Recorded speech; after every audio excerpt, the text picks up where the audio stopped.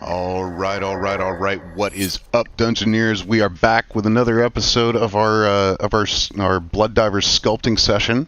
I am Azrael. As always, I am joined by my co-host Cthulhu Games, Hello.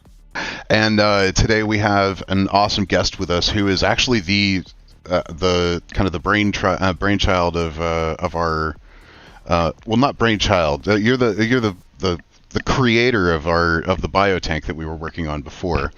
Vulgar Prophet is here with us. So More like contributor. he's a contributor. He also is he's our very first patron. So it is Sir Vulgar Prophet. He is a member of the round table. So when Blood Divers does go live, we will have we'll be able to or when it goes live, he will be part of the table who's actually deciding what the guild does as opposed to all of the other factions. So, Nice. yeah. So, And of course, as always, words are hard for Azrael. truth. Very hard for Azrael. So, yeah. Welcome, Sir Prophet. Thank you very much. I'm very pleased to be here. Awesome. So, yeah, I guess let's dive right into it. I'm going to jump over to our Medium scene and we can get right into this. Gonna have to see about copywriting that phrase. Let's dive in. Let's dive in. Well, I mean, it really is. You're diving into virtual reality. All right. Couldn't launch Airlink. Oh, there we go.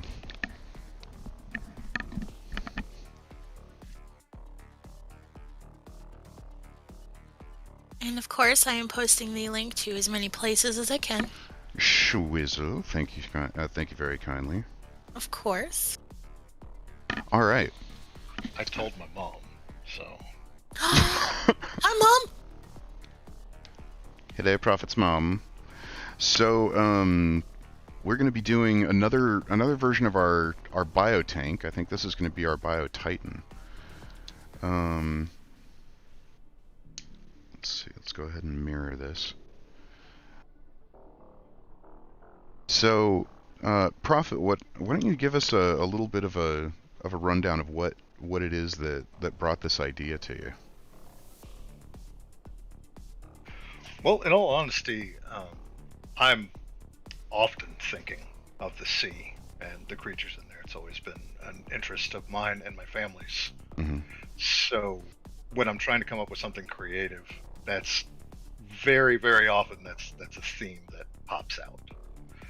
And from what you were describing when you were asking us during the brainstorming session, Mm-hmm. you know, to kind of come up with a thing that could do this and a vehicle that could do that and so on, you know, giving us the details for what it should be doing. That idea for the shelled crustacean type crawler just popped right out. Mm-hmm. It seemed ideal considering in real life they can pretty much go anywhere. Yeah, that's true. And having that ability to withdraw back into a shell is, I mean, it's an incredible defense mechanism. It can be, depending on the crustacean. Yeah. I mean, all of them have some form of shell, Mm-hmm. exoskeleton or whatnot. In fact, kind of going off of that concept, you could think of a sort of bloodline Mm-hmm. of these creatures, some of them being bred one way or the other, or even modified later to shed their current carapace Right. and quick grow something new and appropriate for the situation. Yeah, I could definitely imagine that. Because there's the mutagenes are really, really unique in our world. I have to admit that the more they have evolved, especially through both of your input, it really, it just makes me happy. You know what I mean? Because you know, I've told people this before, but You know, I feel like I've lived in this world for a while, and it's nice to be able to invite my friends in and, you know, have them come hang out and see it. I understand that sentiment completely. Right. There's nothing quite like building a unique hellscape and trapping your friends inside. I agree. Yeah, no, It's absolutely. very true. Very, very true. I'm still looking for my box, though. And it really is a hellscape too. I mean, when you get down into the nitty gritty of what you run into in the mist, it's some pretty dark shit in there.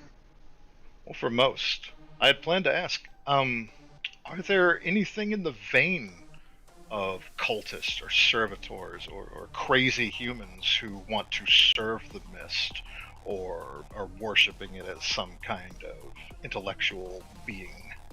Oh, that's terrible. That Is there? I certainly Obviously think there now. could be. I think there's going to be. Yeah. I really like that idea, actually. And see, to me, that just seems like the natural progression because humans, you know, they're foolish and they do that, especially in instances where they're afraid and ignorant. And well, we still don't know much about the mist and how it works. We're kind of mapping as we go and learning as we go, but from what I understand, it changes the rules on a regular basis and can't be completely codified. Yeah, very much so. That's what makes navigating the mist so, you know, frustrating. Is that it doesn't like to play by any rules. So as soon as you say, hey, this is a law of physics, and it goes, nope, not down here. Law. Laws. Are you enjoying your tactical advantage behind that cover? Well, gravity now goes to the left. True. Yeah, there are gravity fields that you'll run into that do exactly that, or they'll reverse gravity. So when you walk into the field, if you walk into it and don't realize what you're doing, all of a sudden you're falling up. Didn't we experience that on our second or third playtest? I believe so. I know that I've run you guys on one of it, on at least one encounter with those kinds of fields in it. Yeah. And see, the fun thing there is, I think, coming up with ways and reasons that the blood divers would have used to come up with their tactics to deal with that kind of thing for the ones that they have experienced already. You know, for something like that, is it some kind of quickly extruding spike from, you know, around the legs or something to anchor them to the ground, or some kind of grapple shot, you know, or even something much wilder like mass increase. Right. And I really love the idea that these guys have trained for pretty much every contingency. That was one of our. They would have to. Yeah. Oh, no, definitely. And I think one of the reasons why. I mean, that's one of the reasons why the Blood Divers Guild is so exclusive. You know, these people are the best of the best of the best. No blood diver ever goes into the mist having not experienced everything that the guild knows is out there in some form of simulation or training situation. Well, yeah, it would be suicide otherwise. Exactly. Well, that kind of thing also makes me wonder. I could see some of the more dangerous and, you know, possibly suicidal missions being not necessarily going out to acquire something or retrieve something, but to gain new intelligence and try to come back with more knowledge for whoever in the blood divers, you know, takes all that data and collates it, making some kind of, you know, course or Hunter's Journal or that kind of thing for everyone else to choose from. Mm-hmm. Well, yeah, I could see that.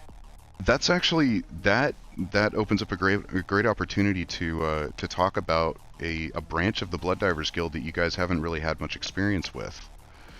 Do tell. So the Mechanicus not the Mechanicus, sorry. Whoop. Um, Don't do. Yeah, the Vaticus, correction. The Vaticus not only created the Blood Divers Guild and perfected the Mutagene program, but they also started something called the Archives. And the Archives are maintained by the Archivist and his, I wouldn't say servants, but Retinue, maybe? Yeah, his retinue. And their entire purpose is to record everything. The entirety of human experience. And part of that is for posterity, obviously, because so much of human history was lost during the last war and during the Cataclysm. The other reason why they do that is they're collecting information that could help future divers survive down in the mist. The more they know about literally everything, the more they can be prepared. That is true. So I don't think anybody could actively argue that. Yeah. So that's I guess a section of the Blood Divers Guild that we haven't really talked about very much. Well, I figured we would get there. Oh, yeah. I'm sorry. Go ahead. I was gonna say, so in say more wargaming terms, because it's not actual military terms, but in wargaming terms, so it'd be like the difference between getting intelligence that's theoretical and getting intelligence that's factual or actual, something they can actually make a plan off of, rather than maybe this will happen. Yeah, no, their job is to take information and turn it into actionable intelligence. Yeah. There's the buzzwords. Yee. That's what we do. No, buzzwords, because we're bees. Busy bees. Mm-hmm. No, I mean it does make sense. The Vaticus knew that they had a lot to offer the human race, but the human race really wasn't ready for what they had to offer. They just had not evolved far enough.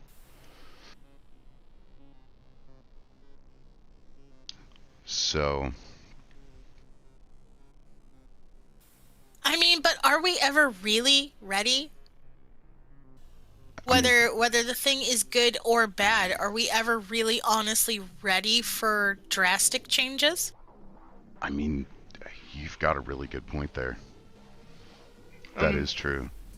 I'd say it's less being ready for it and more of being prepared.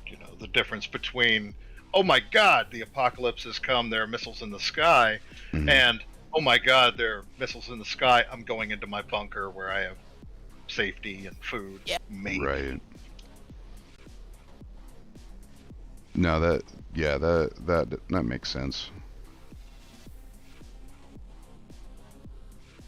So right now I'm just working on the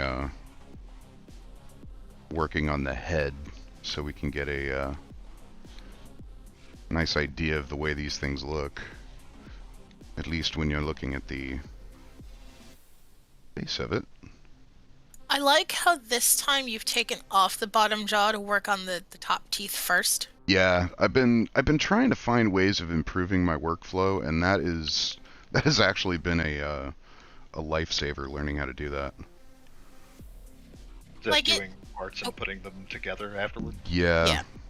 Like, it looks like it takes more time, but I think that's worth it. It is. It absolutely. It pays off in the end. Because you're not going through and doing rework, and that's one of my biggest problems is I end up going through and doing a lot of rework because I'll I'll block out the thing first, and then I'll do kind of a higher res pass, and then I'll do a higher res pass, and then I'll do a high res pass. And each time I'm adding more and more complexity to it, but I'm also having to go through and cut pieces off and turn them into their own layers, and et cetera, et cetera. Mm-hmm. So it's just, it gets to be a bit much. So. Yeah. I'm experiencing similar things with my crafting. So, yeah. Yep. It is a common thing amongst craftsmen, I think. Mm-hmm. Definitely a pain a lot of people know. You know, I think his lip is just too big. Really? I was thinking not big enough. Really? Part of what I've enjoyed from the beginning of the sculpt is the humanity in there. Being able to see that this isn't a creature that was formed wholly as, you know, an unholy abomination or a creature designed to do a particular service, mm-hmm. but that at some point this thing had more human features, the suggestions of a bold nose and, you know, mm-hmm. a curling lip mm-hmm. or whatnot. And I really enjoy personally seeing creatures and art that depicts monsters like that, where there are parts of them that you can see where the human part was, mm-hmm. or remnants of it, and that it almost seems to be part of a separate thing in mm-hmm. a way. Yeah, I can definitely understand that. I agree also with everything that he said, but also on the other side of that is I also agree that the lip isn't big enough, because to me, how you have it right now, to me it looks like he's baring his teeth. Mm-hmm. So like in a snarl. Mm-hmm. That's actually the expression that I was going for, like a dog does when it's threatened, or a wolf, like. Yeah. Mm-hmm. And when that happens, like, you know, as a kid, you know, I've done the whole grr thing, but right. like I've noticed, you know, when creatures that snarl, they're mm-hmm. it bunches up their lip and makes it a bit bigger, but also even when it's not snarling, that lip mm-hmm. has to cover the mouth. Yeah, that's true. Well, unless you're going for some weird lipless thing, and then that's got its own creep level. So with mutagenes, one of the ways that the earliest ways that we described their communication with their handlers was that they've got these teeth full of needle-like fangs. Right. And if they were usually because originally it was Zen and Ix that were the very first handler team that we created, and whenever Ix was communicating, he would be frozen in place, and the bone spikes on his back would start rattling together, and his teeth, which are, you know, like these huge fangs that are sticking out like that, mm-hmm. would start clicking together. Like he'd start clicking his teeth in his jaw really, really fast. So kind of like bug communication, sort of? A little bit, yeah. Because they don't communicate verbally. They can't speak anymore. Right. So it's all telepathic. Right. It's either telepathic or through, like, impressions or feelings, or they do have a body language. I mean, well, everything does. Yeah, in the most general sense. But the idea of human communication is something that a mutagene simply is not capable of doing anymore. Yeah, it requires a level of order in your mind that they do not possess. Right, because everything is so chaotic now. Right. They live in a world of madness, which is also why consumed ones are so dangerous. Consumed ones are mutagenes that have lost their handlers. Oh no. Yeah. Poor babies. And they are desperate to have that connection again. Their handler is the only link that they have with the real world. Yeah. with what was once their home. So can that happen? Can a mutagene get a new handler? It is possible. In By fact, your tone, I'm assuming it's very rare and hard. it's very difficult to do, but that is actually one of the possible outcomes for the consumed one encounter. If your handler team is sufficiently high level, they can actually calm the thing down and form enough of a bond with it that they can basically bring it back to the fall, and from there a new Handler will handler be found. a new handler can create a bond with them. That's neat. As loot goes, that sounds like it's pretty high up there comparatively. Very much so. Oh yeah. Yeah, those are not low level encounters. Mainly because you have to survive long enough to even be able to perform the check to see if you can calm it down. You will. I mean, yeah. And Yeah. they are very, very fast. They always attack first, regardless of, like, you can have your sensors up and everything. Doesn't matter. They will always attack first. Well, yeah, because they do that weird wibbly wobbly time skip thing through the mist. Yeah. There's no way that you would be able to hit them first. Mm-hmm.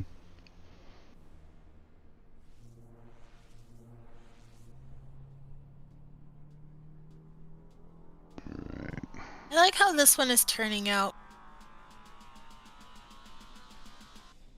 Yeah, I'm happy with this one too. Going Like, I for like a the first one. chin.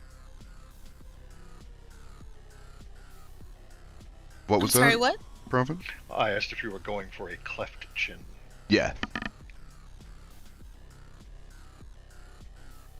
I see that can easily represent what I was talking about earlier, that element of lost humanity. Mm-hmm. This monstrous face and horrible, glassy needle teeth. Mm-hmm. That you mentioned them clicking their teeth together for communication. Did you mean as in like bottom teeth and top teeth colliding? Or... Yeah, they rattle their jaw. That's what they're doing. And the jaw is forcing the top or the bottom teeth, which are sticking out about. I mean, if you're the bottom teeth are about this long. They come up past his nose, and then the top teeth are down in here. So that jaw is probably going to move back to about here. So they have a nice big kind of snaggle-toothed briar patch of teeth. And they're always smiling, they're just so happy. Right. Yeah. Happy. Not. But that kind of brings that back to the cleft chin and whatnot, seeing that element.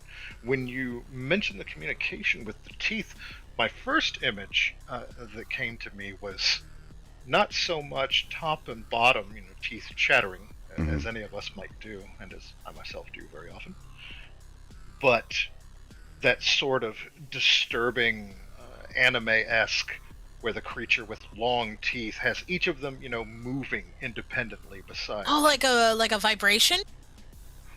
That's terrifying. Yeah, that's so creepy. I really like rattling against each other, against the ones next to it, or even as it, opens its jaw, the teeth themselves moving, up and down, kind of flexing against the gum to reach out hungrily toward the thing it intends to devour. Ugh. That is a terrifying concept, and I love every bit of it. That is now canon. Welcome to most of my everyday. Look what you've done. Look what you did. Yeah, it was the first image that came out. These glassy, almost transparent teeth, kind of like the material that a cat's claws are made of. Just rattling against each other, sounding like a strong wind moving through a cane brake or a bamboo field.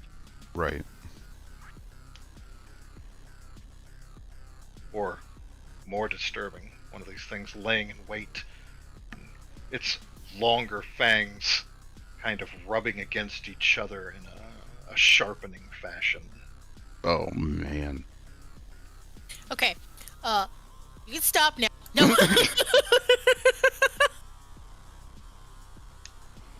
No, that's really creepy, and I like it, like, a lot. Love It's it. disturbing. I love I that need in this. so many ways. Right. And now there's just albino diglets coming out of its mouth. Oh, there we go. See, now we'll have to get animation, have it open the mouth slowly and all of the teeth fold outward and then curl back in like a gesturing hand. Come Oh. closer. God. Yeah. Yes. Or better, Oh, God.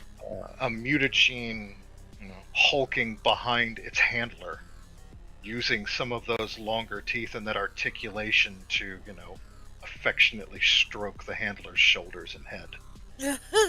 Yeah. Horrifying to anyone else, but to him, it's not so much nightmare fuel. That's that affection and that communication. Yeah. And the Exactly. trust. Yeah. Yeah. No, I get that. Wanting its handler to reach up and stroke one of the teeth reassuringly, Mm-hmm. which is a fun concept. One of these things desiring, much less needing reassurance. Yeah. And they are. I mean, emotionally, they're extremely intelligent. They do have a an emotional connection with their handler and with the team. It's not just their handler that they're attached to. That's just the connection that's strongest, though. Yeah. Just like a dog in a house might have its favorite person that it listens to or wants to be around, but that doesn't mean you can't pet it as well. Yeah. Right. Yeah, I was just gonna... That's what I thought of, too, is Runa. She was such a butt today. Oh yeah. She was all kinds of, like, excited and happy to be around the people, and everyone who knows us knows that Thor is Runa's person. She loves all of us and she'll play with all of us, but Thor is her person. Mm-hmm. He was trying to call her so he could love on her before he took Harold to urgent care. Mm-hmm. And she came running in and ran right past him and got up in my lap in my computer chair. I didn't call her. I wasn't even looking at her. I was on my phone, and all of a sudden there was dog.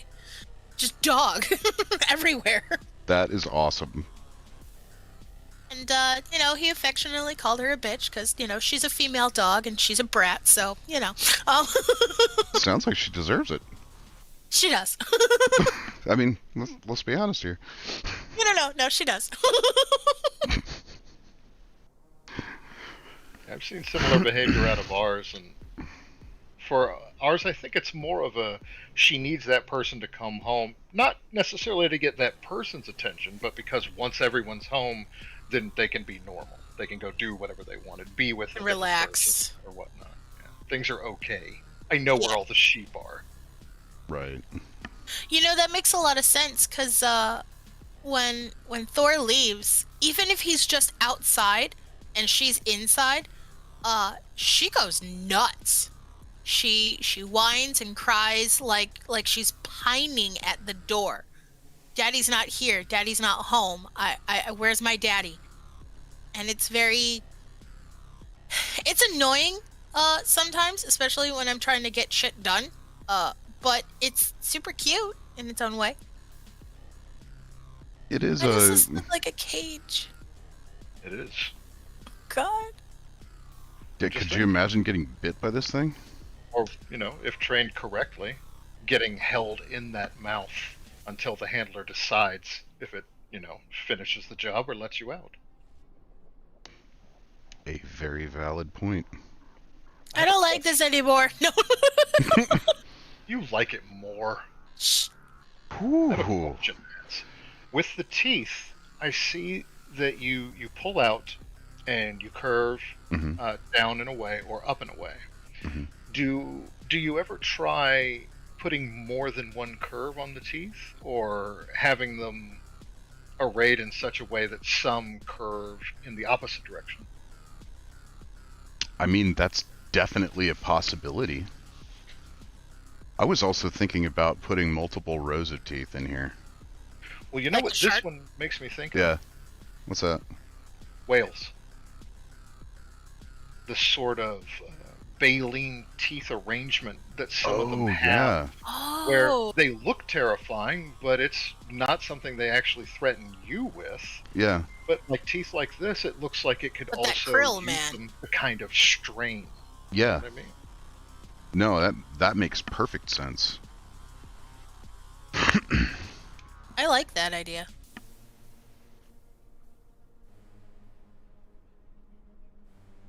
I saw earlier you sort of accidentally grew an extra spike off of an existing tooth, and then you went back and got rid of it. Mm-hmm. Do any of the teeth, or would any of them, maybe in a wild one that isn't, getting maintained by a handler, have broken orthodontics like that, where it's obvious Probably. that it's not getting cared for, it's not getting, trimmed and being maintained health-wise? I mean, it would make sense. It would make a lot of sense, especially with, with mutagenes. I mean, mutagenes don't really form in the wild. They are an artificial creation. It's like they're a hybrid, is what they are. They're the closest thing to a hybrid that you can really get. Well, I was going off of that concept. I was thinking of it more like how a family pet might get lost and run away, and when they finally see it again, the fur is longer and matted, it hasn't been trimmed, and things like that. It's had a few injuries.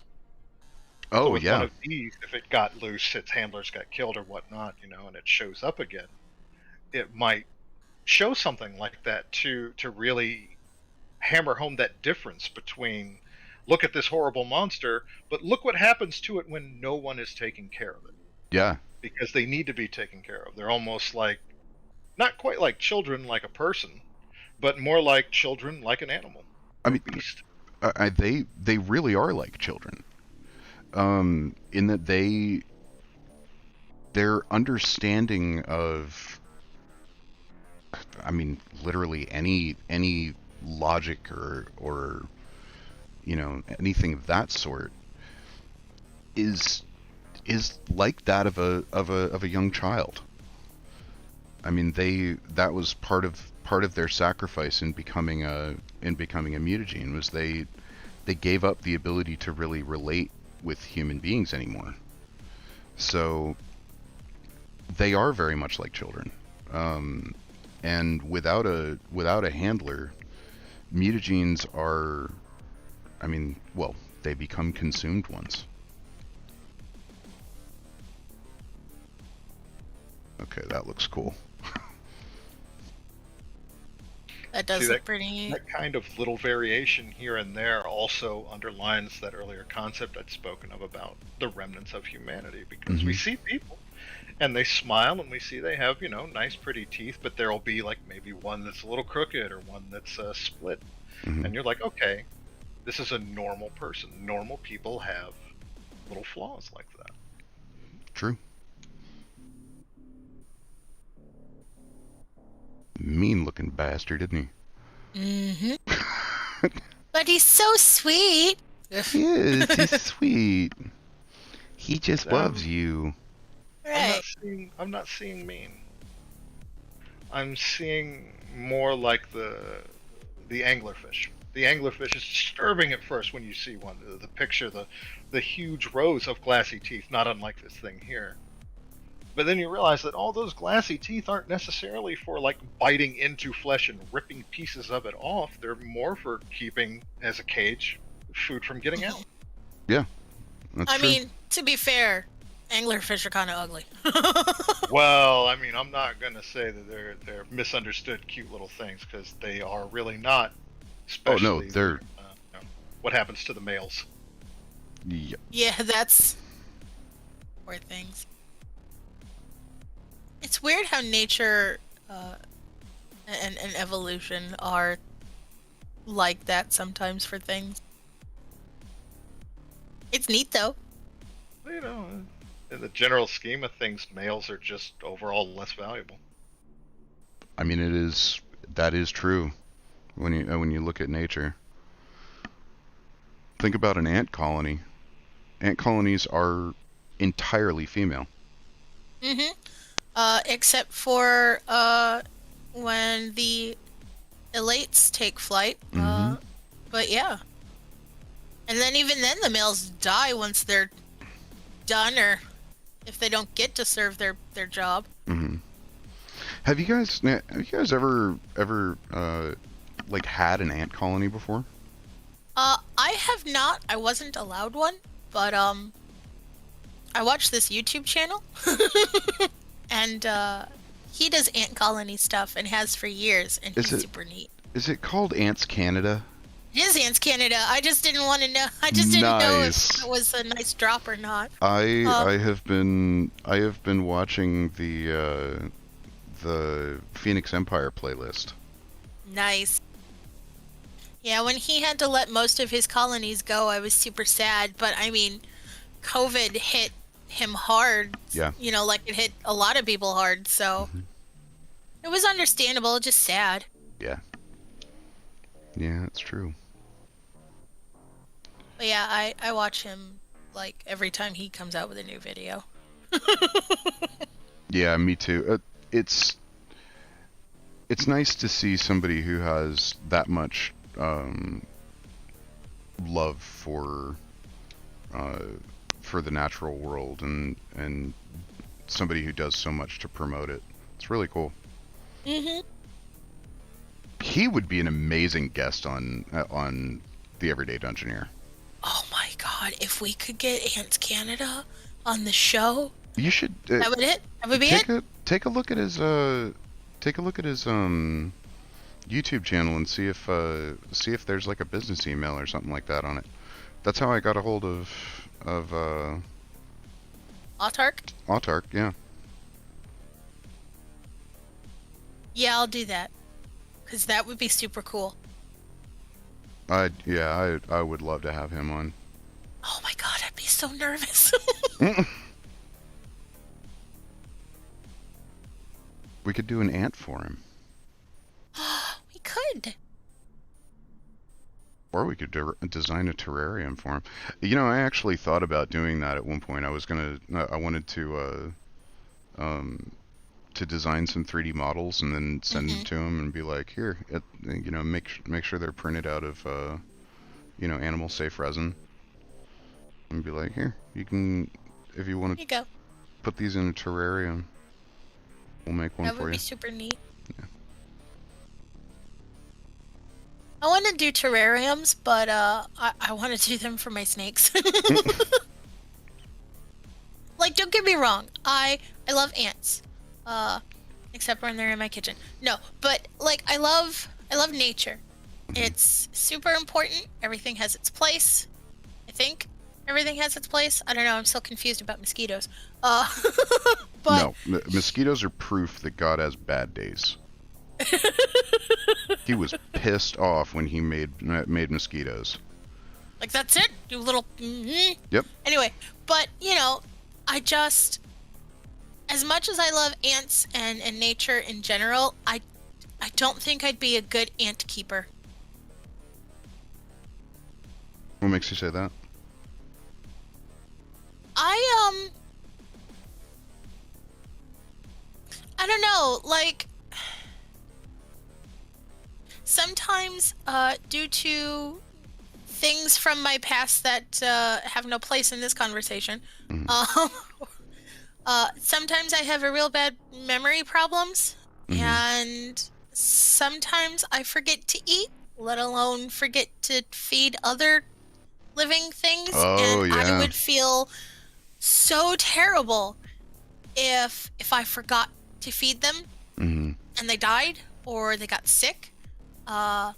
or heavens forbid they got like a mite infestation, because that's super hard to take care of. And I would rather somebody else who knows better what they're doing do it than have me kind of bumble through it and have something bad happen to something that doesn't deserve it. I can totally understand that sentiment. I really can. Prophet, did you ever have any pets growing up? Oh yes, absolutely. I've grown up around animals of all kinds all my life. Yeah? What kinds? Well, I mean, pertaining to the subject you guys were just on, I wasn't sure whether it was appropriate to mention. Oh. When I was very young, I was, as many young male children are, interested in things that were disturbing or creepy, bugs and snakes and all of those kind of things, which don't enjoy a good public opinion. So I thought that I would keep some and, take care of them without really talking to my father about it. Oh boy. So that went over well, I guess. Oh, well. He found out that I had allowed a colony of parasites to implant themselves in my arm. He was pretty upset. Wait, what? I can understand that. Just why? Why not? Well, I mean, okay, I can't argue that, but I would if I could. There's a certain amount of pleasure that you get owning and caring for a pet. You see it watered, you see it fed, you see it having a warm blanket if it requires one, that kind of thing. And it's not quite a parental feeling, but it's kind of close. It's like, I take care of this. I take care of this. Every need that this thing has, I am responsible for, and I have met. So there's that satisfaction. And what greater satisfaction instead of, doing that in the practical sense, getting a bowl of water, getting a bowl of food, but nourishing them and housing them and clothing them in yourself. It's so I can't dispute that logic. The fact that makes sense to me is ridiculous. Technically, we already do it. We do it without. Well, we do it without having a choice because we are an ecosystem unto ourselves. Well, yeah. But in this case, it's voluntary, and these things are not. They're not symbiotic. They're not meant to be there. Yeah. So there's a different feeling because it's a choice. Yeah. I mean. So, go ahead. No, go ahead. Well, all I was going to say is, so I can't argue that logic, because it makes sense, but... Viewers don't do that. That's still creepy. Yeah.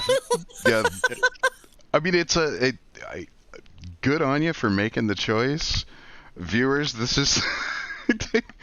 do not take this as an example.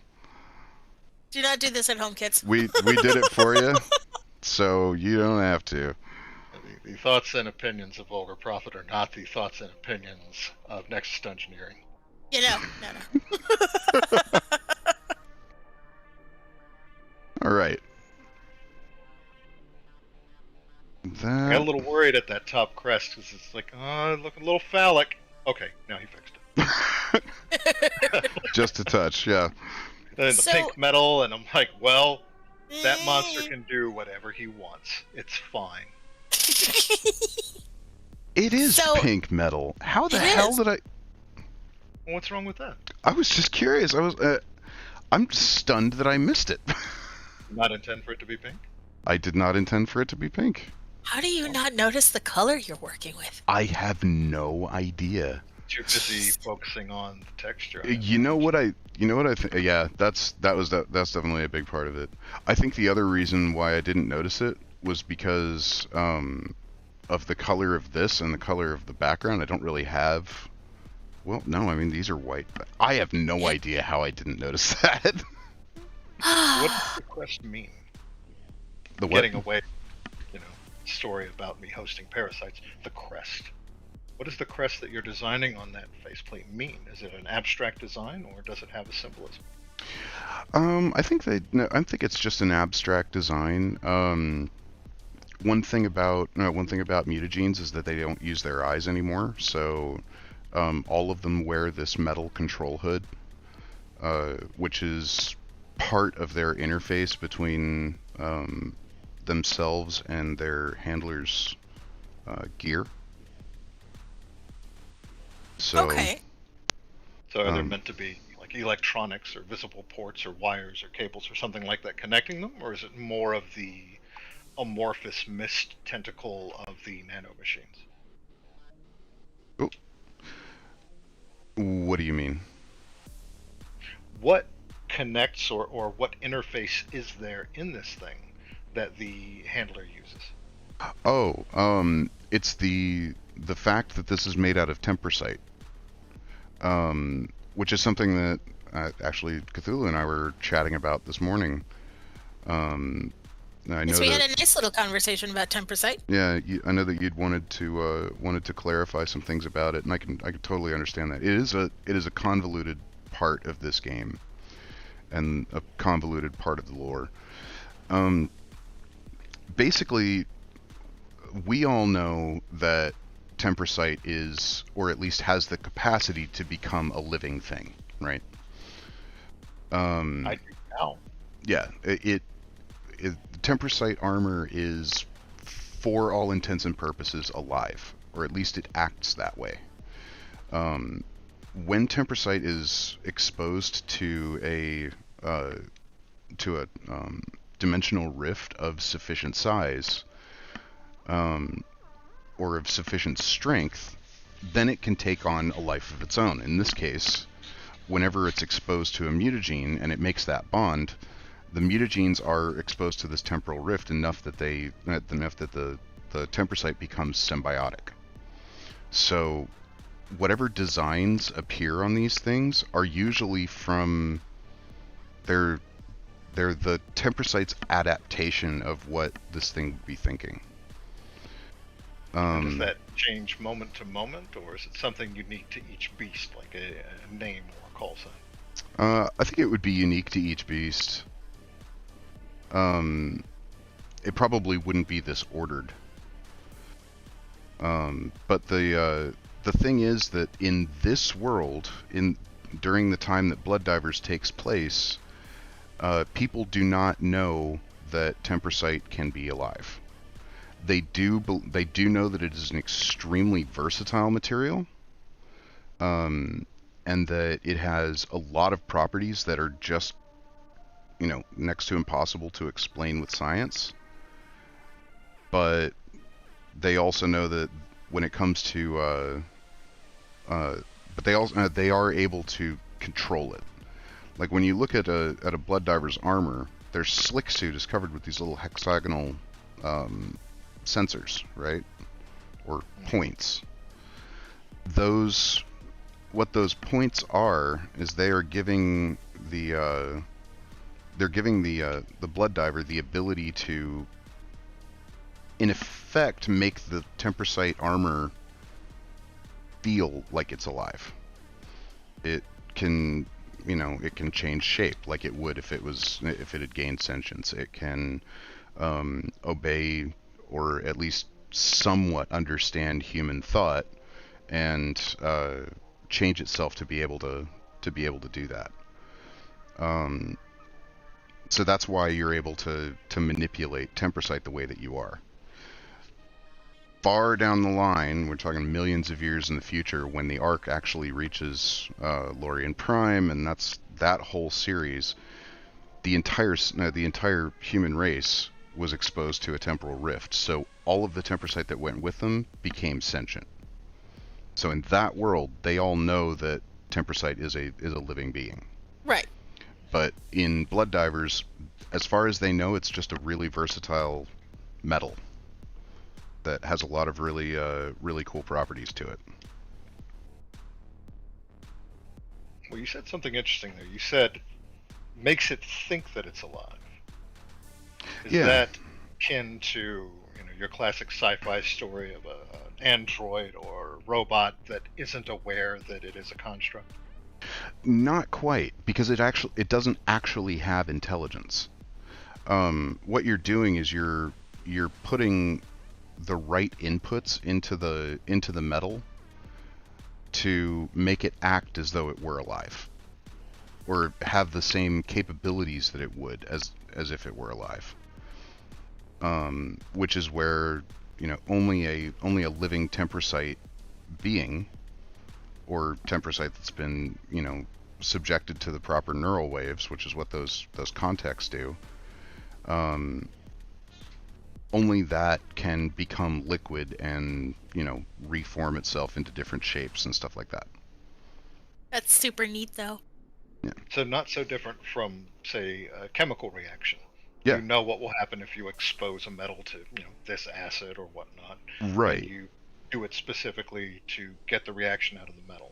Yeah, exactly. Or like some of the less humane but more well-known experiments with nervous systems, where you can take a frog's leg and subject it, even though the leg has been completely amputated from the frog, subject it to the right electrical impulses, and it will move as though it were alive. Right, because it's a meat machine. It's a meat machine. That's what that suit is. Your slick suit is the way that we've been able to hack into that machine. So at this point, it's instead of meat, bioorganic metal, but still like a living machine that we are manipulating. Exactly. But one without an active consciousness, just the capacity to have one. The only now again, there are living tempric organisms. Every mutagene that forms with one of these, that bonds with one of these tempersite beings, the tempersite that they're wearing when they bond becomes sentient. Is that known? No, because the mutagenes, even though the mutagenes know it, they have no way of communicating that information to their handlers. So it's a secret that is there, but is forever inaccessible. I get that. Because why would you look at it and think that it was two separate things becoming, a hybrid living organism? Mm-hmm. You see the thing move and you assume that, well, it's bonded with that material and is able to manipulate it to a degree, unconsciously, however, as it's not intelligent. Mm-hmm. But why would you think that that was a living thing, attached to this other living thing? Yeah. Until later, I imagine, when there are signs. Well, the way that they end up finding out that it's intelligent when in the Archon series, which is what takes place millions of years in the future, the way that they find out that it's intelligent is a person bonds with it for the first time, and that's when they kind of come to this realization that for all of these millennia, human beings have been using tempersite and not understanding what it was that they actually had, or what it was that they were actually doing.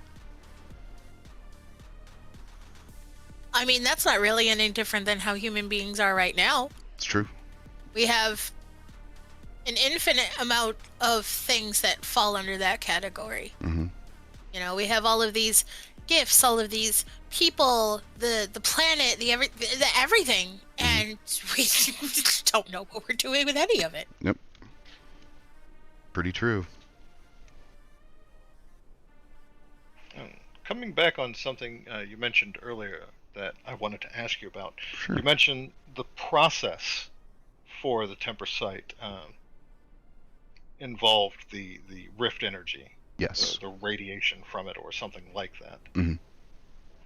Would that indicate that, since you say rift specifically, that there is something coming through that inhabits or changes the metal, or is it just the energy and radiation of the effect itself?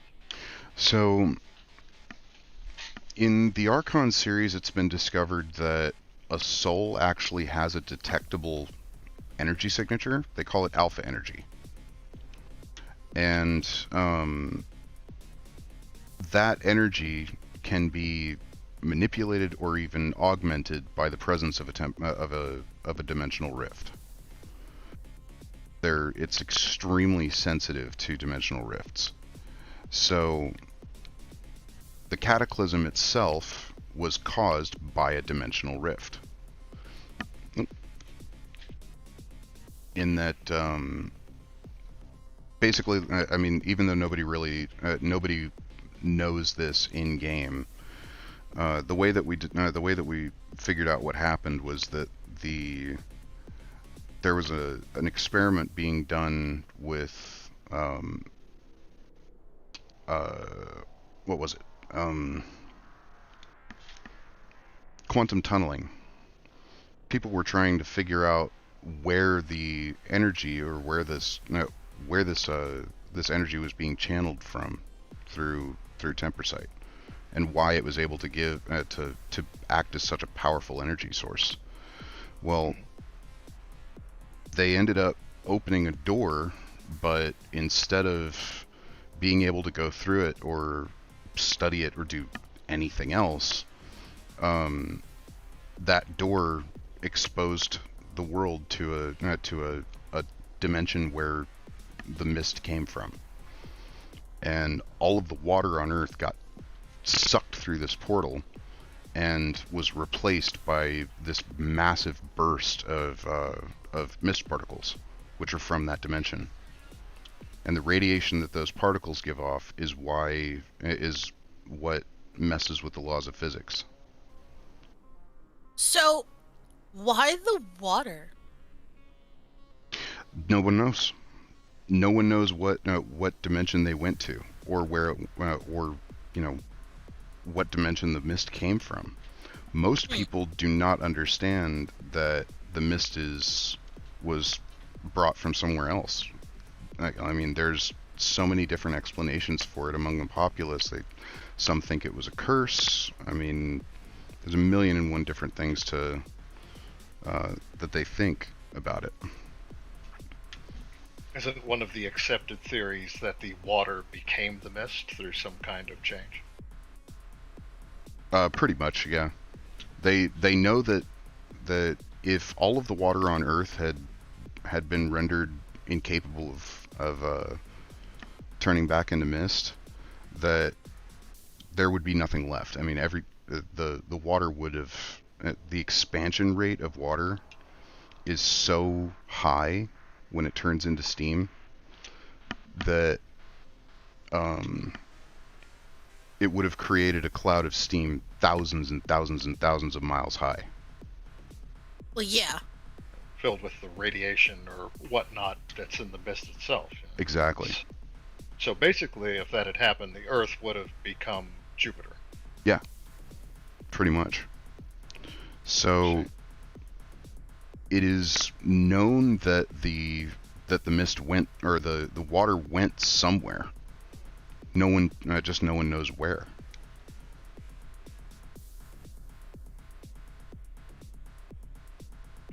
You mentioned the existence of the soul and whatnot and that energy. Mm-hmm.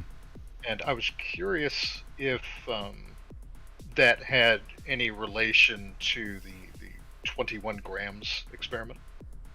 21 grams? Mm-hmm. The human soul is purported to weigh 21 grams. Mm-hmm. That was actually, I will admit that is a bit of an inspiration for this. And it's also, some of it just comes from my own, curiosity.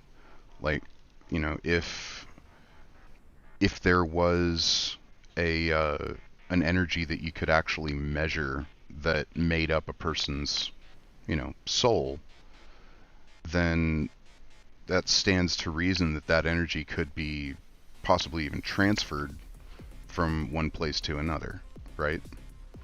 Well, So, I mean, theoretically. Energy, then we know that there are rules that govern it. Exactly. Oh, So- hey, Reinhard. Hey, Reinhardt. What's up, man? Show him the teeth. Yes, I shall in just a second. Look at all those teeth. The teeth. Oh, I also know what mosquitoes are for. Go on. I'm very interested. Pollination. They are one of the What? main things that help us with pollination. Hold on. What? Are you serious? Yeah. What? Because they go after, sweets and things like that. They, want certain aspects, and nectar is kind of a huge one. They're responsible for a lot of the pollination of flowers and whatnot that we have. But then why do they go after us if they drink nectar? Oh, Some of them. Are they reverse butterflies? But we are also full of similar things, sugars for one. Which is why if you say you've had a lot of fruit that day and you have a lot of those sugars in your sweat, it's going to attract the mosquitoes, and not knowing any better, they come to you and they go, oh, well, this smells like the biggest, most wonderful flower I've ever seen. I got to get me some of that. They don't know any better. Well, I guess they get to be taken off my list of things I wished never existed. Oh, no, you're still horrible. No, fuck those. They will always be on that list for me. Yeah. There are 3 things that prove that whoever created us had a bad day. Okay? One of them is mosquitoes. Whatever we did to piss the big guy off, he made mosquitoes because of it. Second one, I'm not gonna talk about it on YouTube. It's a piece of technology on a submarine that I hate. Okay. Noted. The third one is spinning bike seats. Those things Wait. were invented by the devil himself. Well, no, wait. You're telling me that there's a bike seat that spins? No, like a spinning bike. You ever been to spin classes before? Just stationary bike. No. So it's a stationary bike. It's like a workout bike. Okay. And spinning bike seats are super thin and they're super hard. And why would anybody do that to themselves? I don't know. I had to do it for PT, and I am fairly certain that seat broke off and is still in my ass somewhere. I'm sorry. I'm pretty sure we can verify that whoever designed the seat at least was not a fan of men. Truth. Or human curvy beings. girls. Yeah. I mean, because that long, narrow piece in the front. Oh. Yeah. I That's see. breaker. Mm-hmm. It's killer. That is my number one most hated item on Earth. Spinning bike But it's seats. funny too, because the whole idea there is exercise, burn those calories, lose that weight. But if you're overweight, that bike is a terrible torture. No thank you. No, it is. It is. It's horrific.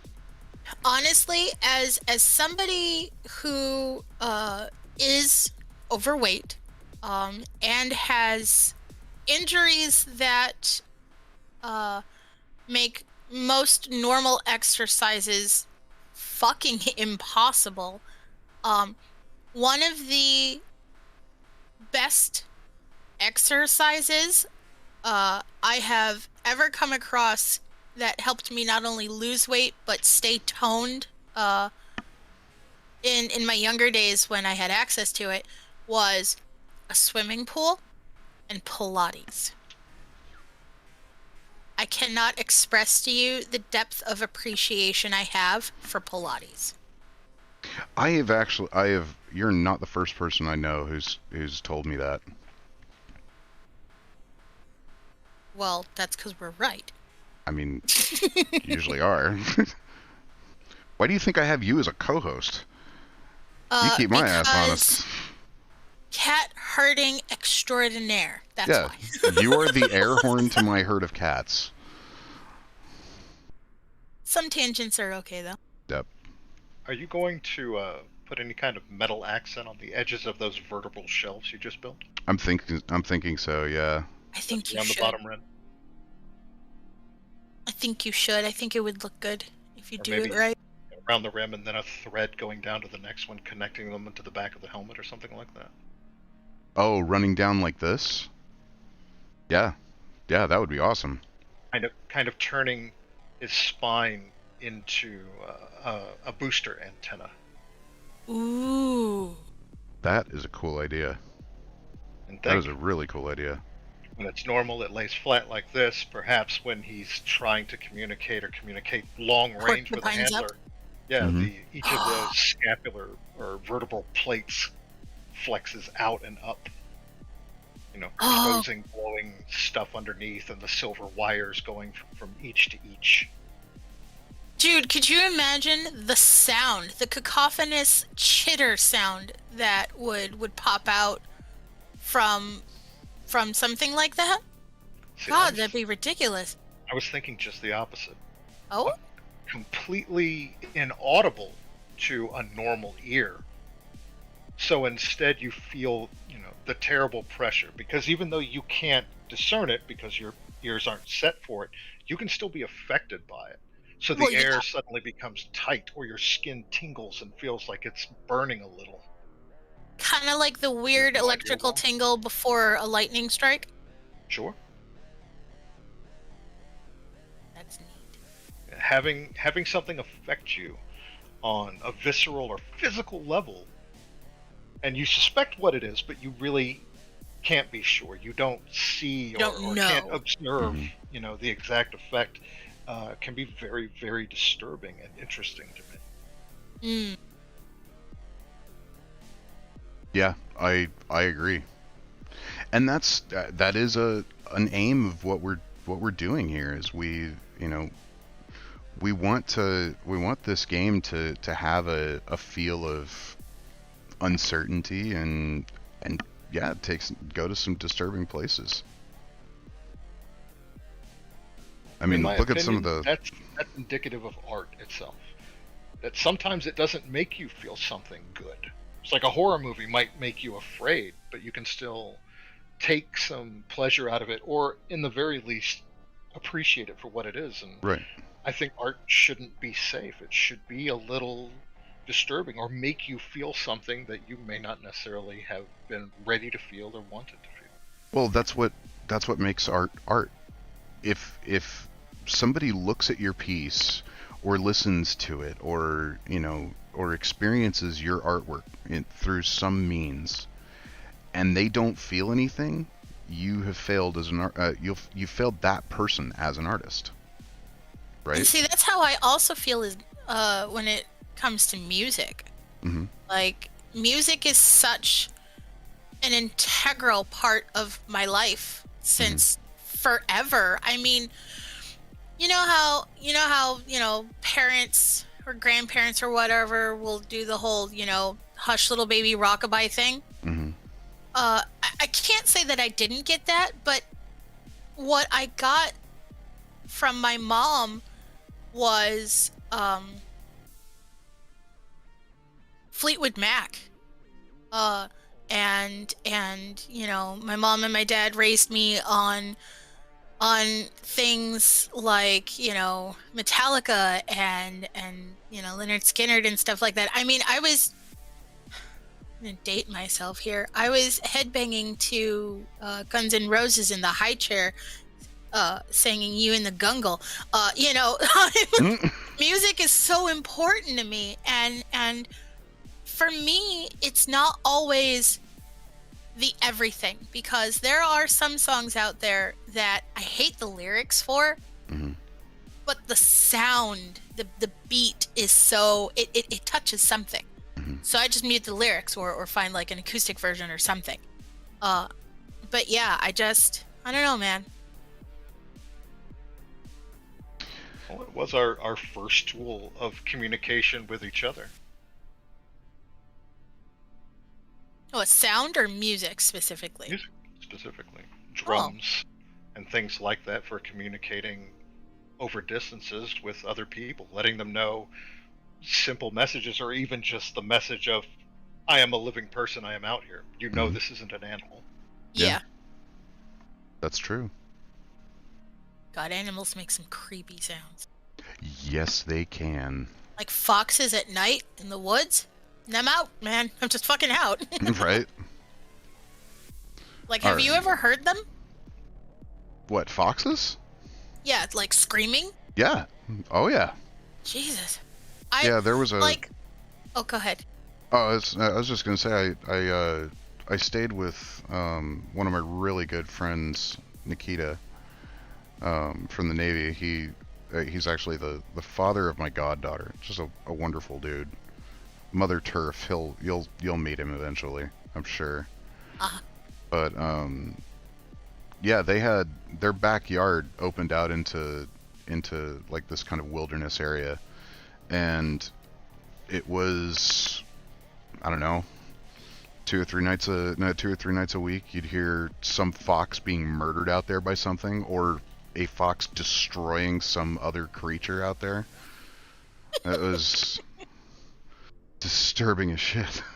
well, the screams don't necessarily mean that they're being murdered or murdering. Sometimes it's just a, hey, I'm here kind of sound. There was a distinctive, like, creature dying violently sound to it, so I mean, you know, situationally speaking, you're probably right, but Yeah. in general, that doesn't always mean that. that's Not always rip and tear, but it's usually rip and tear. Yeah. I completely agree. I love Animals their that laugh, make though. human sounds really get us, like the big cats, foxes, and so on. Mhm. I mean, that's why there are some creatures in D&D that are specifically designed around that. The Lucreta and the Periton are two of my favorite things to hate because they make sounds like screaming women and, oh God. Is that why you hated the false cry so much? Yes, I lovingly hated the false cry. It's so I know that things that are not human sounding human is a thing that bothers most people, and it bothers some people more. I happen to be one of those people. I think it's a morbid curiosity type thing for me. Like, I think it's really super neat, but at the same time, it gives me the heebie-jeebies in my soul. Right. Don't. Ugh. I'm seeing a lot of unintended imagery there, as What do you mean? like, again, this weird stuff that pops up into my head as you were drawing the shoulder muscles just most recently, before you moved on to the spine there. The way the striations looked as you filled in that kind of over skin, I thought for a moment that it almost resembled smaller arms and hands clasping at the creature with a thick layer of tissue over top of it. It kind of does, I doesn't can it? see that. And I think emphasizing that could be interesting. Yeah, I completely agree. Because we talked about earlier that it's disturbing and interesting to see the human elements in, remaining left behind, the things that remind us that this was a man. Right. And I think that a good extension of that and an escalation of that theory is seeing evidence, and more disturbing, that this wasn't just a man, but more than one. Oh, yeah. That could have its own interesting complications and whatnot. What we left it behind is Meppas, right? I believe so. Okay. He said, music is very important. I've been dealing with what to do with lyrics in my own music. I like artists who spice this up by singing nonsense or in their own language. I mean, that makes sense. Hmm. Yeah, I don't know why. I have always grown up in a musical family. I mean, I play 12 instruments, I but can't play any. I've just never been like, I don't know what it is. Like there are specific songs that when the mood hits me, um, that then I'll get into one of those moods and I'll start listening to a bunch of music, but it's not very common. I don't know why. Like I feel like I should. Like I said, I come from an extremely musical family, so Right? So, like, you'd figure, you know, music would be, like, super important and you'd listen to it all the time. right. It's so alien to me that you don't. And I mean, don't get me wrong. Like I said, I don't have anything against music. Right. It's not like I hate music. Though my mom did accuse me of hating music sometimes. Well, if you hated music, I don't think we could be friends. Right. But yeah, like the I've just never been a huge music guy. I wish I could explain why. It's okay, as nobody's perfect. That's true. That's what I say to that's what I say to Sorry. somebody every time every time I find out that they were in the Air Force. I thought you misspoke. I mean, chair force, right? Right. Yeah. It's in the contract. You have to. Like, you get the orders. It's like, report to this place, perform this duty under these people, mercilessly make fun of FNGs, junior officers, and other branches in the military. Like, we don't have a choice, okay? Wow. It's just how this works. Uh-huh. See, Mep, for me specifically, the words aren't as important as the music itself and the meaning that the music has. Words are kind of like icing on a cupcake. It's nice, but I prefer the cupcake. I'd have to disagree with that. I'd say it depends on the song, because there are some where one of those aspects was much more powerful or moving, and some where the other, was that case, and then the really, really good ones that does it all.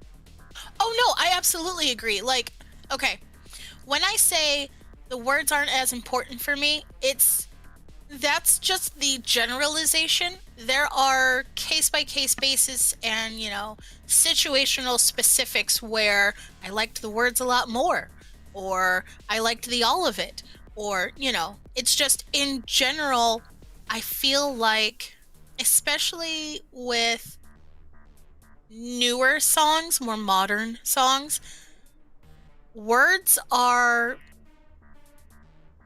becoming less used. Vocabulary is being shortened. Meanings are being muddied by other things.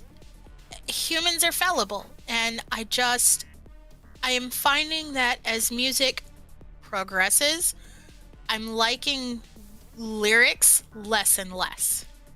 They don't resonate with me as much as older songs do. If that makes sense. None at all. I don't understand All right, what you're well. talking about. Okay, well, I'll just go see myself out then. It's like, fine, I quit. You can't quit. You're fired. You can't fire me. I quit. I think I just have to say that I can't agree with the statement more, because I feel like it depends on what kind of music you're getting exposed to when you say, the more modern stuff that's coming out now. Because there are Fair. definitely some that I didn't expect to be impressed by. And in that case, I mean, lyrically having, clever lyrics or double or triple meanings, or evoking one mood when you really expected another. Right. Well, as far as music is concerned, I grew up with a very eclectic family. in a lot of different ways. But specifically for music, I have listened to and enjoyed everything from classical to death metal and, everything in between. So it depends. I'm not a huge fan of rap. I'm not a huge fan of country. But I like a little bit of everything. So, and I'm always up for hearing more or new stuff. Like, I'll give anything a listen if it's, presented to me. You know what I've actually been listening to a lot of recently are Baby some metal? of the no, a lot of the League of Legends Great. anthems have been incredible. I have found a lot of inspiration in those. I have never played or watched LOL. Really? Like ever. Yeah, I don't know. Ooh, that's I a don't sin. Is it? It's Whereas, Oh.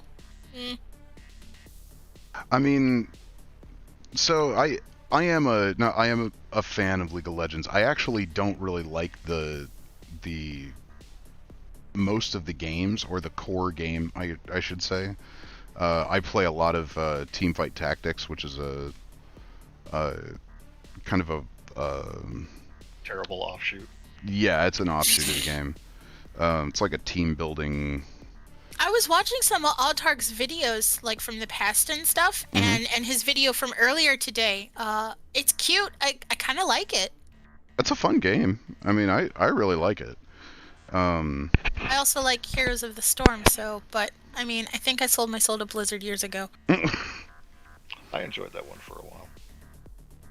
I enjoy it when I enjoy it, but I enjoy it more when I have other people to play with. Yeah, absolutely. Hey guys, Yes. is there a way for you to accentuate or exaggerate the Adam's apple that you have there? Yeah, definitely. I think having that kind of come out a little more, where it's very prominent and obvious that is, like a human sort of Adam's apple, Hmm. would really make that sort of neck area pop, especially I with agree. the metallic type bones. Hmm. Yeah, I agree.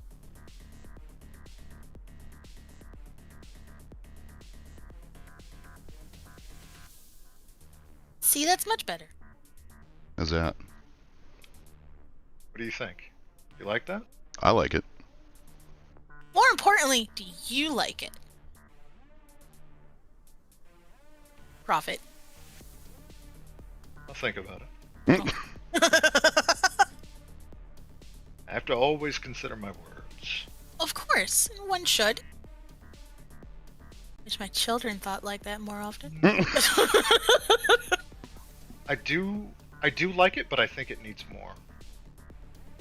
Maybe Then- just a little narrowing around the wider sides. Okay. Or like that. Either way, both what you were doing and what I was thinking Hmm. are just opposite ends of solving that same problem. Right. Oh, no, I don't want to be. Come here. Oh.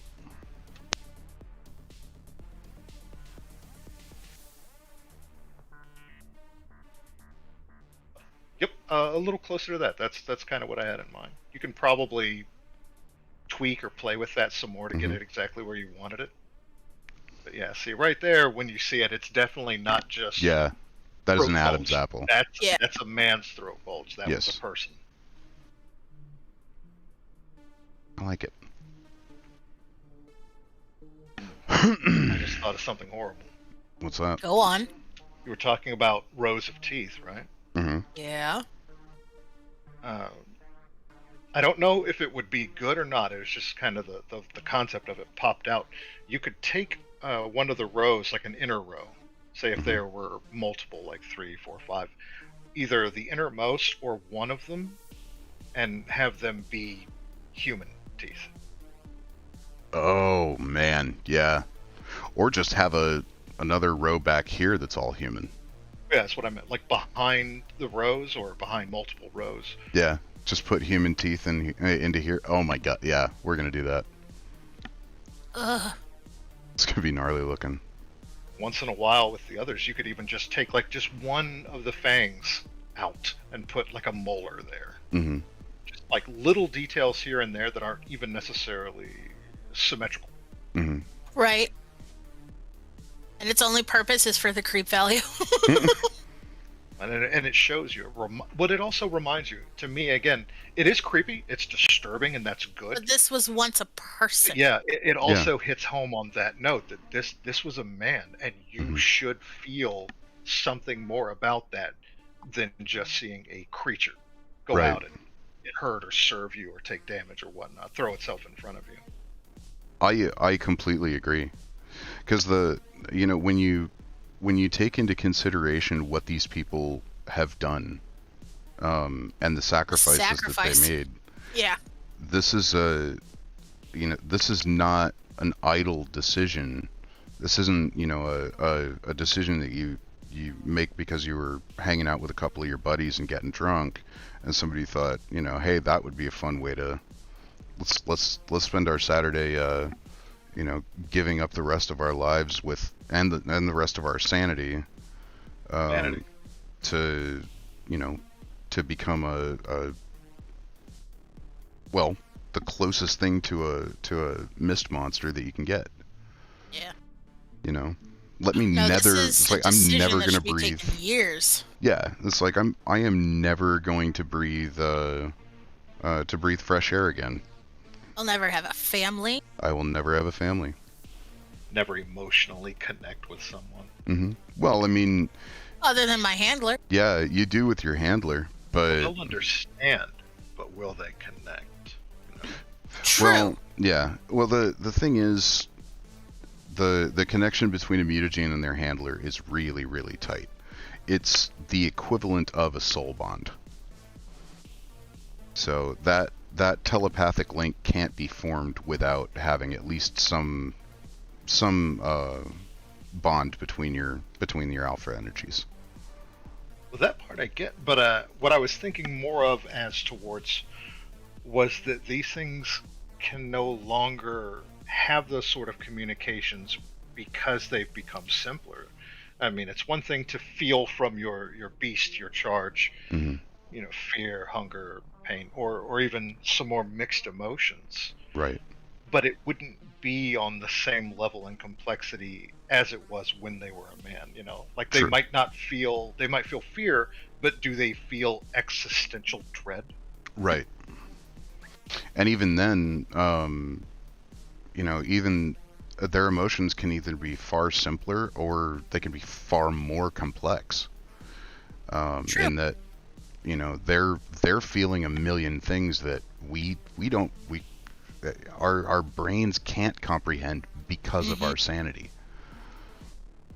So I need to step away for just a second to use the restroom. I'll be right back. Unforgivable. Let's talk about her while she's gone. I'm down for that.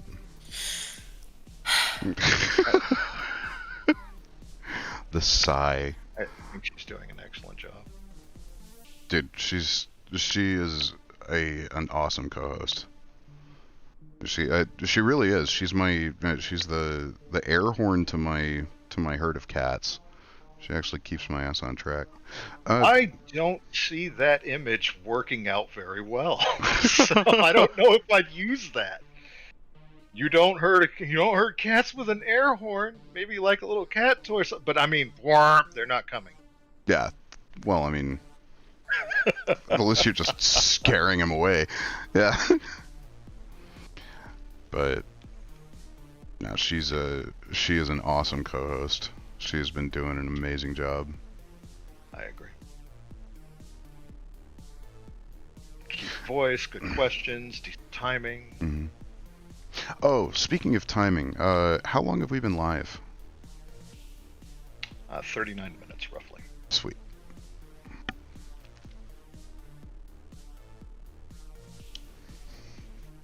And having, watched this in greater detail, I came upon an epiphany today, and I've learned an important lesson about the creative process of art. Really? What's that? Art is made of tubes.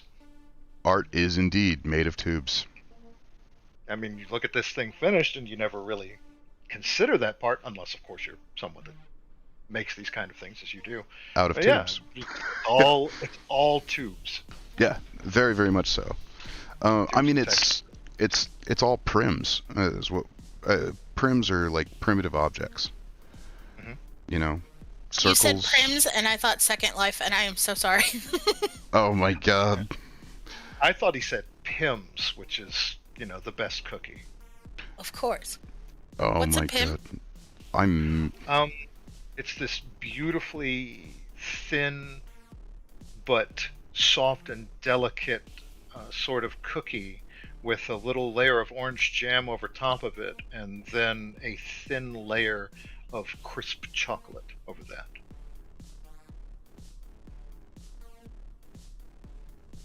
That sounds phenomenal. I was gonna say I cannot tell you how bad I'm drooling right now.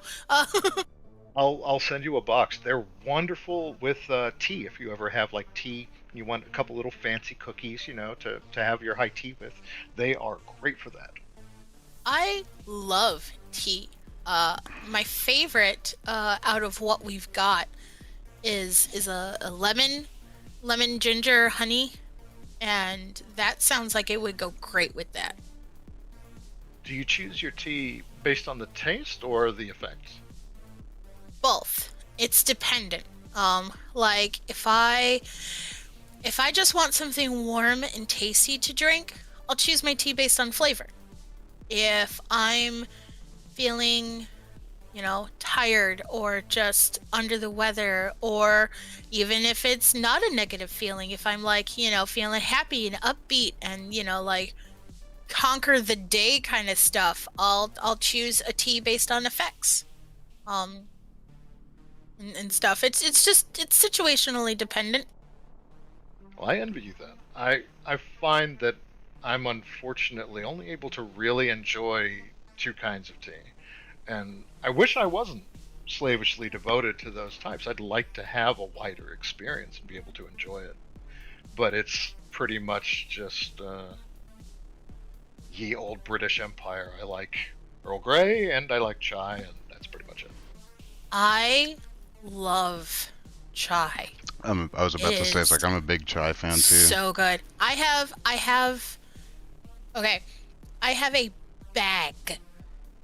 No, two. I have two big bags of chai tea hidden in my computer desk so that nobody else steals it or drinks it. That's awesome. I don't do that with food. I don't believe in hoarding food. It is there to be eaten, and if you are hungry, you should eat. There you go.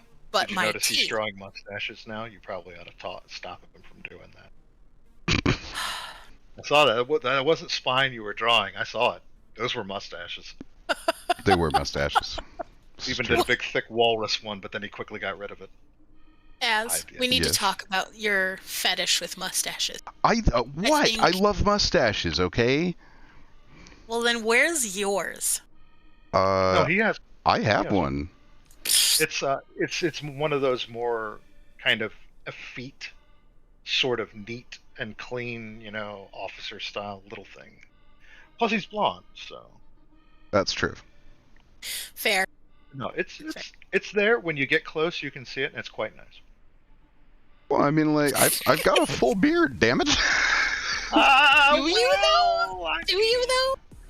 Look, a full beard is something that I can grab onto and something I can braid. Let me ask you this. Okay. Let me ask you this. Then. You got a point. When we were standing next to each other, did you feel like you had a full beard? No. Okay, good point. Or a mustache? Well, a mustache, yeah, but... I got rid of that glorious thing, by the way. That's gone. No! It was too big. So why don't you just, trim the edges that cover your lips and keep the rest of it? Once you've grown it out that big, it looks weird if you do that because, all the hairs are growing from different heights. It's better to just get rid of it and then like start over, because you want to start kind of grooming toward whatever you're going to do with it right when it starts to come in. The more you know. Right? Like there's this, yeah. Yeah, look at that. Art is tubes. It is. Tubes. It's all tubes. If I had a nice palette knife and a bucket load of fresh Italian sausage, I could make this creature. Well, It would I just will. take a long time. I will happily donate my palette knives because I don't know how to use those effectively, so I just don't. I know that's terrible, but it's the truth of it. I don't know how to use them right, so I just don't. Palette knives are one of those tools that it actually takes like way more. It's got a way higher learning curve than you would ever expect it to. Right, and I've seen, like when I YouTube rabbit hole on food and like artsy stuff. Mm-hmm. Same here. That's my jams. I see things I regret. I mean, there's that too. Anyway. No, I see things I regret. You know what? That's a terrifying concept. It really is. I mean, but like I'm okay at my artsy stuff. I've painted a couple of times, and there's things that I can do really well. There's other things that I need a lot more work with, but I'm not bad. However, I am also no Bob Ross, rest his soul. So, man, that guy was a treasure. he really was. Is his show on Twitch? You can watch whole episodes. Mm-hmm. On Twitch? Yep. Yeah, you can follow him and watch episodes. They play them all the time. It's great. Yeah, it's true. Excuse me while I go to Twitch. You can also, I think all of his I don't episodes are online on YouTube as well. Oh yeah. See, and that's where I watch his stuff is on YouTube. I didn't. How did There's no Twitch? difference, but yeah. How did Twitch get the rights to stream it? Who streams it? Bob Ross. So I don't know. It's Oh, okay. like his official account, so I have no idea. But isn't he gone? He is, yes. Now all I can see is the walnut that Az is sculpting. That's a walnut. It is a walnut. It does kind of look like a walnut. I'm sorry. My brain does that real simple. What is this shape? Hey, Well, man. it's like, again, isn't that all? That's what all of this art is just, Walnuts and tubes. walnuts and tubes.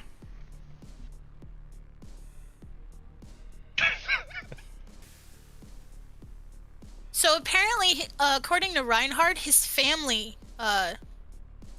is the culprit behind it. They did a major donation and they kept it going. Oh, wow. That's awesome. That is super cool. It's the kind of thing that really needs to continue to be shared generation by generation. No, absolutely. Yeah, Yeah. I totally agree. I mean, Bob Ross is... Oh, no, that's not what I wanted to do. Yeah, Bob Ross is absolutely a treasure. Needs to be here forever. Mm-hmm. I agree. Really should be fundamental, like part of some school curriculum. Right, like art class. Today we're watching Bob Ross paint this, and we're going to follow along with it. You know what's funny? What? You immediately thought art class, but because I'm messed up, my first thought was therapy. It's like, all right, kids, you're having some trouble. We're not going to send you to the guidance counselor for someone that doesn't know you and isn't qualified to tell you how you should feel. Go watch this Bob Ross video and tell me afterward if you feel better. Of course. Honestly, that should be part of that too. Like Reinhardt wants to know if we mind if he shares the Bob Ross link. Sure. Yeah, go for by it. all means. If it but doesn't no, let you, let me know, and I'll see if I can. You can do it. Yeah. But yeah, I also agree with you on the therapy thing. Like there are some aspects of therapy that I feel like are being done wrong. And I agree that depending on the therapy or what you need the therapy for, I very much feel like Bob Ross could help. And that's just it. Almost anyone at some point could really benefit from being able to take a break, go into, a quiet, peaceful place, and see something or listen to something, simple and calming. Anybody with any problem can benefit from that kind of basic stress relief and That's retreat. true. Absolute truth. I mean, Zen is a thing for a reason. And as a child, I know I would have done way better in social and educational if I had been able to take breaks now and then and reset, so to speak, without having to, be sent home or freak out and hide in the bathroom or go smoke cigarettes. Yeah, I got that. I got my breaks. When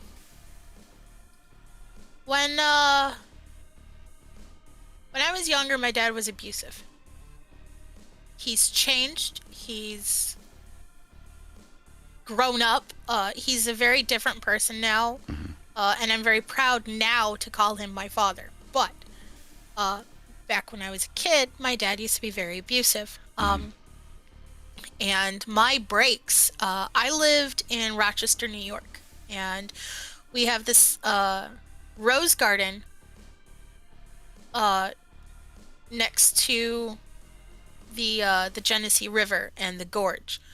My breaks was I would come home, do my homework, and leave.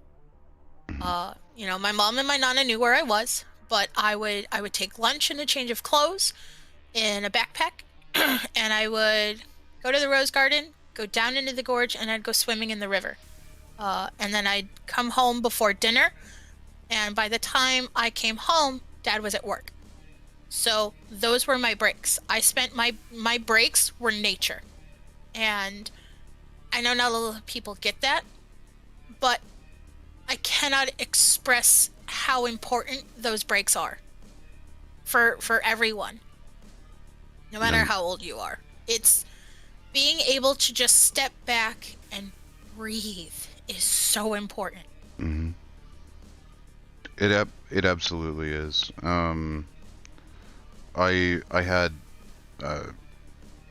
I'd say a similar experience. Thankfully, my father was well. We had our problems, but for me, I was bullied in school quite a bit actually before I ever got to high school, and it had a huge effect on me. But I would go whenever we had recess, and when I was going to that school still, I'd go out to the woods and just kind of chill out, and that was my safe space when I was out there. Yeah. And see, I can agree. What? Books for me. Oh man, I love books. I love books.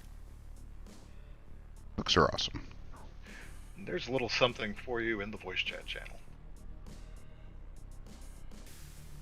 Am I gonna? Should I be scared? Oh, it's for Tiffany. What? Remember earlier we were talking about vocal mimicry, both in animals in the natural world and in flood divers. Well, I heard about this, but I haven't heard it. Oh, listen to it. Yeah.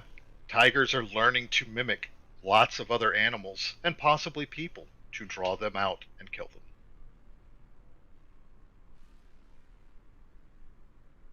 So, on that, this is fucking terrifying. But on that, something else, I don't know if I've mentioned it to you guys before, or if it was somebody else, because I talk about this a lot. mountain lions, cougars, however you want to call them, they're also changing. What do you mean? So when you hear the word mountain lion, what do you think? Usually a cougar. Okay, how do cougars behave? I mean, it really depends on the situation. They can be extremely unpredictable. It's one of the reasons why they're so dangerous. Exactly. Now, Well, they're cougars? singular, obviously. Yeah, not Usually very anymore. shy and afraid of things. Not anymore. They are forming prides. Cougars are forming prides. Prides of cougars. Okay, Not solitary anymore. that is crazy. Mm-hmm. And yeah, that's terrifying. I'm gonna go ahead and say that's terrifying, because that's terrifying. Now, granted, I also think it's super fucking cool. Because I think it's amazing to be able to sit here and be able to watch nature evolve around us. Mm. It's still super scary. I mean, in a way, if you think about it, it's a little reassuring. We've been worried for so long that our influence is going to destroy, a lot of creatures and their way of life. But hey, they're learning to get around that. So I'm gonna go ahead and give fair warning. I just got the indication that my battery is getting low. Well, So we're also 4 minutes shy of the 2-hour mark, so that's actually perfect timing. oh, perfect. Does that mean that we're going to continue this build next time? I think we are going to continue this build next time, actually. Does that mean that while we're not filming, you're going to leave it alone? Yes, I will leave it alone this time. I promise. Unlike the last one? Yes, Probably. I will leave Probably. this one alone until we come back to it. I promise. Because Likely leave it alone. yeah, because I promise you, if I have to, I'll ground you. I know you will, and I won't be your co-host next time. so I believe you. I do. Good. I'm not arguing that shit. Behold, the camera shake with the sincerity of his reassurance. I noticed, like, My God. we have too much fun together. This is great. No, this is some of the most fun I've ever had streaming. I really enjoy this stuff. What are your plans for that knot on the elbow? So, spikes, yeah. Spikes or teeth? More teeth. I mean, you could definitely do more like teeth type things. Here, let's do. I'm gonna do new Teeth on layer. an elbow? Mm-hmm.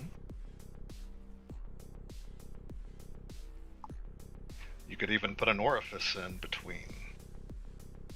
Well, that's creepy. Keep your elbows off the table. Not this guy. Right? Actually, this is not a conversation for this stream, but when we're done, I want to talk to you about something. Okay. Hot. It's Blood Diver related. Extra spicy. Yes. Extra spicy. Is Blood Divers on Rule 34 yet? Because we might want to get ahead of that. Oh god, oh god. Spicy? Why is it spicy? It's still one of my favorite memes out there.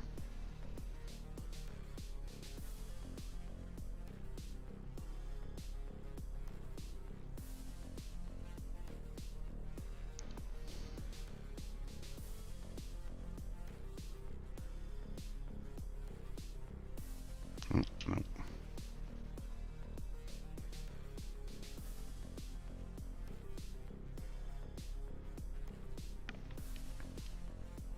Oh, that looks neat. Yeah. I like that a lot.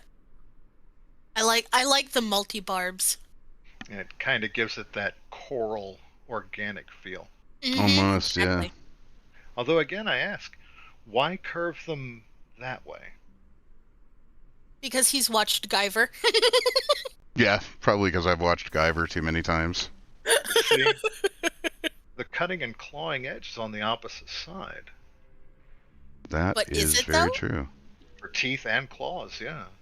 So if you wanted to like swipe with that elbow and disembowel some fool that got too close, they'd curve out. That is truth.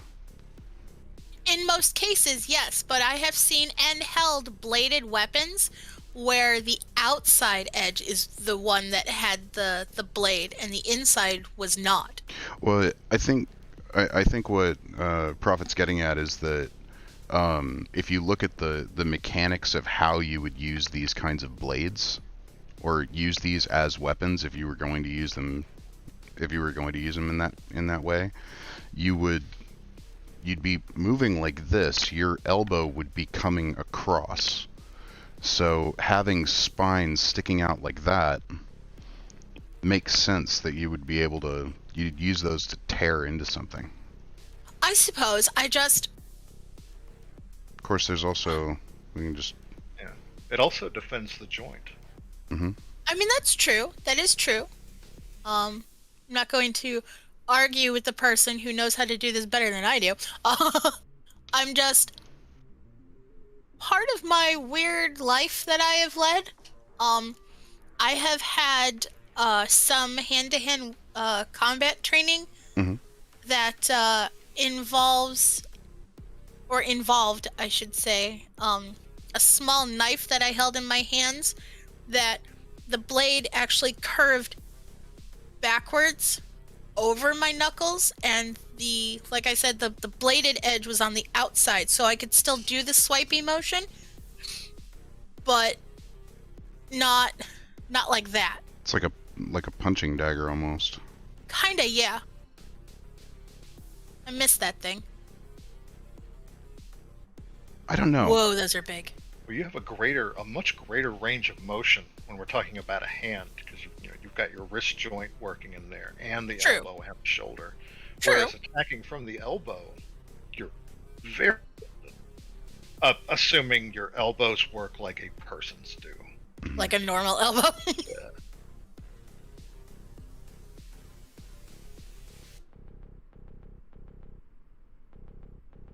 But yeah, I was thinking instead of necessarily how you would use it as a weapon, but also, how and why a creature would develop that. Mm-hmm. True. Both as a means of defense, like I said, maybe also to protect the joint or things like that. Because we've seen that with medieval type armors where they're fluted and curved and the edges come out and around Mm-hmm. to try to keep people from getting in where it has to be flexible. And as we talked about with this guy, maybe his teeth are going, a little crazy, growing more than they should, or As a whatnot. cage. hmm And we follow that logic and that same theme, down to this elbow, where it's obvious one or two of those spikes would have done the job, but he's grown this sort of profusion again, almost like coral.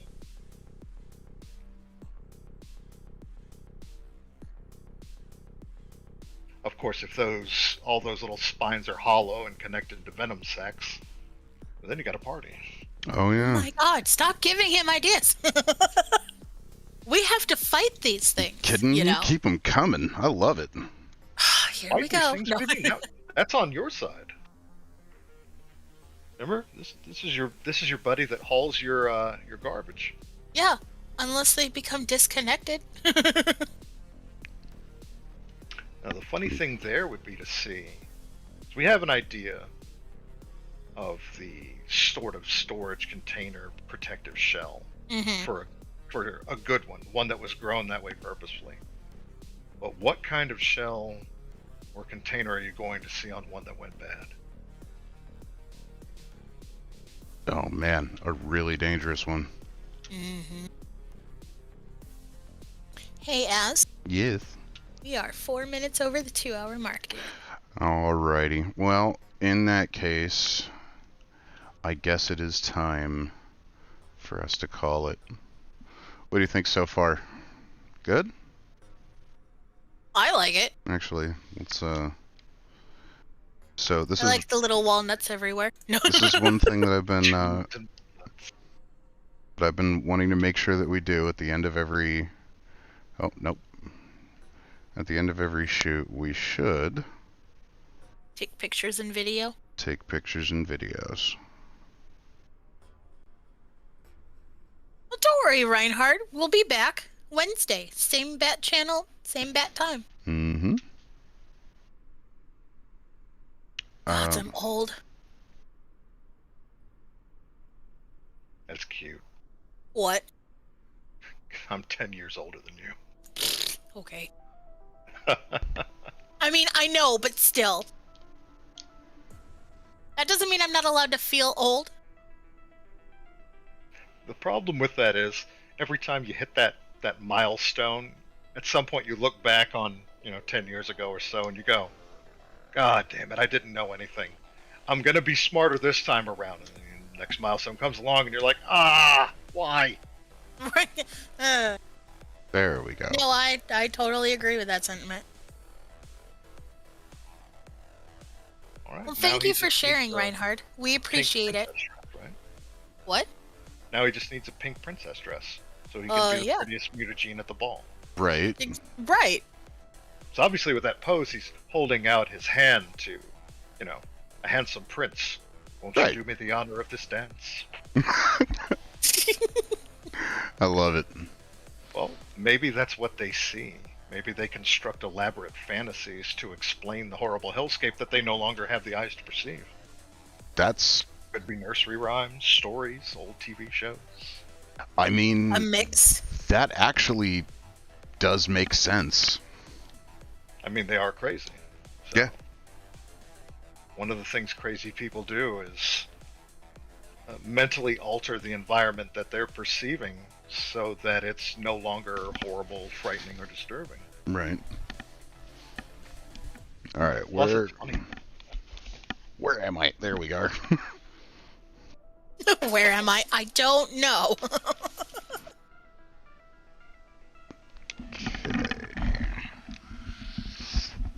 Let's do this, yeah. And then we can do this, yeah. I like how you say we can do this here, but nothing is going on. And then we can do this, yeah. There we go. Awesome. So, that was a blast. I'm really liking the way this thing's going. I got to work on those arms though. I'm looking forward to finishing it on Wednesday. Me too. So, update on development. I am actually currently working on designing the fall. And anybody who's watching, if you like VR chat, hopefully we're going to be uploading a Blood Divers World into VR chat, so you'll be able to go check it out, and you go hang out at the fall, grab some of our more iconic weapons, and go out and hunt some Mistwalkers. I'm so excited for that. It's going to be cool. It's I still have to have a lot of work to do on it, so it's not right around the corner, but it's definitely coming up on it. So I'm super stoked to see what that's going to be like. Prophet, thank you so much for joining us, man. It is always awesome to have you on. And let's see. Yeah, I think that's it. I can't really think of anything else. For those of you who are not watching live, if you liked what you see and you want to see more, check out the links in the description below to check out our Patreon, join our Discord. It's getting a lot more active now, which is awesome. And if you would be so kind as to hit that like button and subscribe, it really helps out the channel and it helps us develop this